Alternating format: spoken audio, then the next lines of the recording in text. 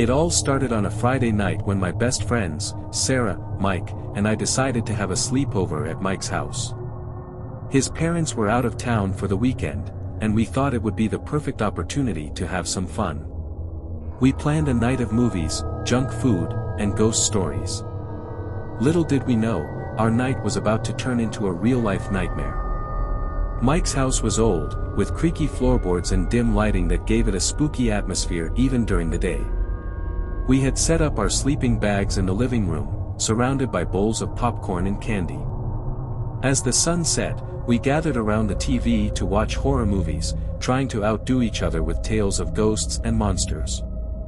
As the night progressed, we were huddled in the living room, the glow of the TV casting eerie shadows on the walls. Around midnight, we heard a strange noise coming from the basement. At first, we thought it was just the house settling or perhaps a raccoon. Mike, being the brave one, decided to go check it out. Sarah and I stayed behind, giggling nervously. A few minutes later, Mike came back upstairs, looking pale. He said he couldn't find anything, but there was something off about his demeanor. His eyes darted around the room, and he kept glancing towards the basement door. We brushed it off and continued watching our movie, but an uneasy feeling settled over us. An hour later, we heard the noise again, this time louder. We all decided to go downstairs together. The basement was dark and cold, filled with old furniture and boxes. The air was musty, and the only light came from a single flickering bulb hanging from the ceiling. We started looking around, but there was nothing unusual. As we were about to head back upstairs, Sarah noticed a door we had never seen before, partially hidden behind some old curtains. It was slightly ajar. Curiosity got the better of us, and we opened the door. It led to a small, dimly lit room. The room was empty except for a sleeping bag, some food wrappers, and a few personal items scattered around. It looked like someone had been living there. There were dirty clothes, a small backpack, and even a few empty bottles of water. The realization hit us like a ton of bricks, someone had been staying in Mike's basement, unnoticed. Panic set in as we realized that someone was still in the house. We ran back upstairs and locked the basement door. We decided to call the police, but Mike's phone was dead, and none of us had brought our chargers. Sarah's phone was upstairs in Mike's room, so she went to get it while Mike and I stayed downstairs, trying to stay calm. As we waited for Sarah, we heard the sound of footsteps above us. They were slow and deliberate, moving across the floor with a steady rhythm. Mike and I exchanged terrified glances, and I could see the fear in his eyes. We grabbed the nearest objects, a heavy candlestick and a fireplace poker, and prepared ourselves for the worst. Sarah screamed from upstairs, and we ran to her. She was standing in the doorway of Mike's room, pointing at the window. It was open, and there were muddy footprints on the floor. We knew we weren't alone. The footsteps grew louder, echoing down the hallway. The intruder was making his way towards us. Suddenly, the figure of a man appeared at the end of the hallway. He was tall, with dirty clothes and wild eyes. His face was twisted in anger, and he held a knife in his hand. He started to move towards us, and we backed into Mike's room, slamming the door shut and barricading it with furniture. The intruder pounded on the door, the force of his blows shaking the room. We knew the flimsy door wouldn't hold for long. Desperate, we looked for another way out, but the only escape was the window. We threw it open and started climbing out, but the man broke through the door just as Sarah was about to follow us. I saw the terror in her eyes as he grabbed her, pulling her back into the room. Mike and I screamed for her to hold on, but the man was too strong. In a moment of sheer adrenaline, I grabbed a lamp from the bedside table and threw it at him, hitting him square in the face. He staggered back, giving Sarah enough time to escape through the window. We ran through the yard, not stopping until we reached the safety of a neighbor's house. We banged on the door, screaming for help. The neighbor, an elderly woman, let us in and called the police. We huddled together, shaking and terrified, waiting for the authorities to arrive. The police arrived shortly after and searched the house, but the intruder was long gone. They found evidence that he had been living in the basement for weeks, watching us through hidden gaps in the walls. The officers assured us they would do everything in their power to catch him, but we knew it would be a long time before we felt safe again. The experience left us all shaken. Mike's parents installed a security system and made sure every entry point was secure. We never had another sleepover at Mike's house again. Even now, years later, I still get chills thinking about that night and how close we came to becoming another tragic news story. The thought of someone watching us, plotting from the shadows, is a nightmare that still haunts me to this day.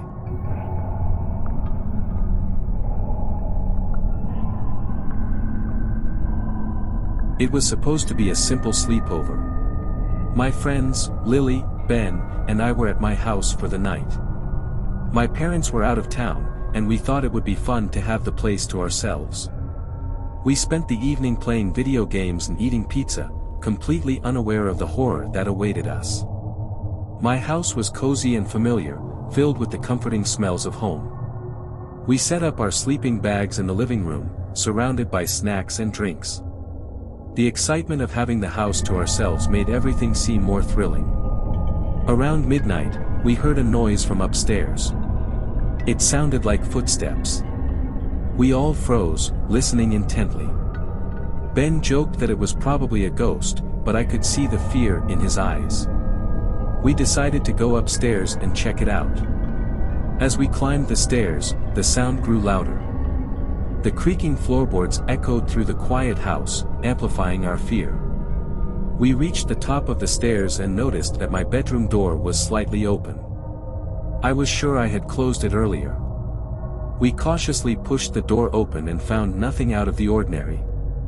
Relieved, we went back downstairs, but the uneasy feeling lingered.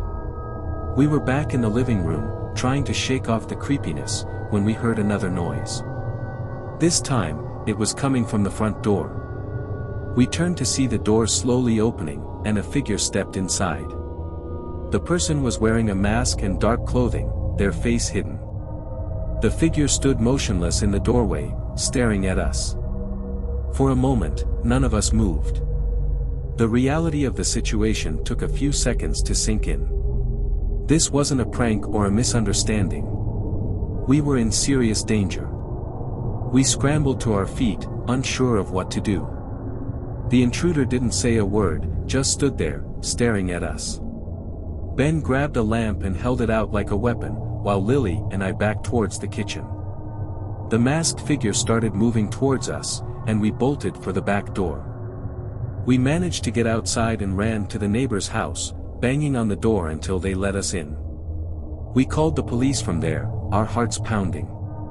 As we waited for the police, we could see the intruder through the windows, moving around inside my house. He seemed to be searching for something, opening drawers and looking under furniture. The sight of him rummaging through our things made my skin crawl. The police arrived quickly and surrounded the house. The intruder tried to escape through the back door, but he was caught and subdued. When they removed his mask, we saw a man in his late 30s, with a cold, calculating look in his eyes. He had been watching us for some time, planning his break-in. The police found evidence that someone had been watching us through the windows for hours, waiting for the right moment to break in. They discovered a bag filled with duct tape, rope, and other items that suggested he had far more sinister intentions. We were taken to the police station to give our statements, still shaking from the ordeal. The officers assured us that we had done the right thing by running and calling for help, but it was little comfort. The thought of what could have happened if we hadn't acted quickly haunted us. The experience left us all traumatized. My parents installed security cameras and reinforced the doors and windows. I never felt safe in that house again. The image of that masked figure still haunts my dreams, a reminder of how quickly a night of fun can turn into a nightmare. The weeks that followed were filled with anxiety and fear. I couldn't sleep without checking the locks multiple times, and every creak and groan of the house sent my heart racing. It took a long time for us to feel even remotely normal again, and even then, the fear never fully went away. We tried to move on, but the memory lingered. We talked about it less and less over time, but I knew we were all haunted by that night. The sound of breaking glass still sends chills down my spine, and I often find myself looking over my shoulder, fearing another encounter with someone desperate and dangerous.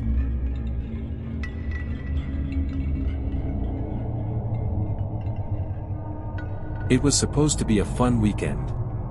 My friends, Jess, Tom, and I planned a sleepover at Jess's house.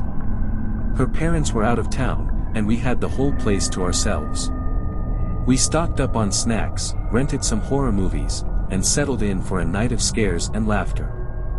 Jess's house was cozy and well-lit, with a large backyard surrounded by tall trees. We set up our sleeping bags in the living room, the glow from the fireplace adding a warm ambience. We were excited and full of energy, ready to make the most of our weekend. Around 11 p.m., we heard a noise outside. Jess dismissed it as the wind, but I couldn't shake the feeling that something was off. I went to the window and peered out into the darkness. I thought I saw a shadow moving near the fence, but when I looked again, it was gone. Tom teased me, saying I was just spooking myself because of the horror movies. But there was a tension in the air that made it hard to relax. We decided to ignore it and focus on our movie, hoping the feeling would pass. We were halfway through our second movie when we heard the unmistakable sound of breaking glass. We froze, staring at each other in disbelief. Jess's house was in a quiet, safe neighborhood. Things like this weren't supposed to happen here. Tom grabbed a baseball bat from Jess's brother's room, and we cautiously made our way to the kitchen, where the sound had come from. We found the window shattered, glass shards everywhere, and a trail of muddy footprints leading into the house. The fear hit us like a wave. This was real. Someone had broken in. Before we could react, a man appeared in the doorway. He was disheveled, with wild hair and a crazed look in his eyes. He started ranting about needing a place to stay and how we couldn't make him leave. We were terrified, but Tom stood his ground, brandishing the bat.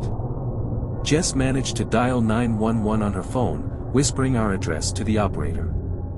The man lunged at Tom, but he swung the bat, connecting with the intruder's arm. The man howled in pain but didn't back down. The man's eyes were wild, and his movements were erratic. He seemed unpredictable and dangerous. He knocked Tom to the ground, and the bat skidded across the floor. Jess and I screamed for help, but the neighbors were too far away to hear us. The man grabbed Jess, shaking her and demanding money. I saw the look of sheer terror in her eyes and knew I had to do something. I grabbed a frying pan from the stove and swung it at the man's head. He staggered, giving Tom enough time to scramble to his feet and grab the bat again. We kept trying to fend him off, but he was relentless. His strength seemed inhuman, fueled by desperation. At one point, he managed to corner us in the kitchen, his eyes darting around for something to use as a weapon. We were trapped, and I could feel the panic rising. Just when I thought we couldn't hold on any longer, we heard the distant sound of sirens. The man froze, then made a dash for the back door. We didn't dare follow him, too afraid he might turn on us again. The police arrived moments later, and we pointed them in the direction the intruder had fled. They quickly subdued him and took him away. We learned later that he was a homeless man with a history of mental illness. He had been living in the woods nearby and had broken into several houses in the area. His story was tragic, but it didn't make the experience any less terrifying. The incident left us all shaken. Jess's parents installed a security system, and we never had another sleepover there. I still have nightmares about that night, the look of madness in the man's eyes, and the feeling of helplessness. It's a reminder that even in the safest places, danger can find you. We tried to move on, but the memory lingered. We talked about it less and less over time, but I knew we were all haunted by that night. The sound of breaking glass still sends chills down my spine, and I often find myself looking over my shoulder, fearing another encounter with someone desperate and dangerous.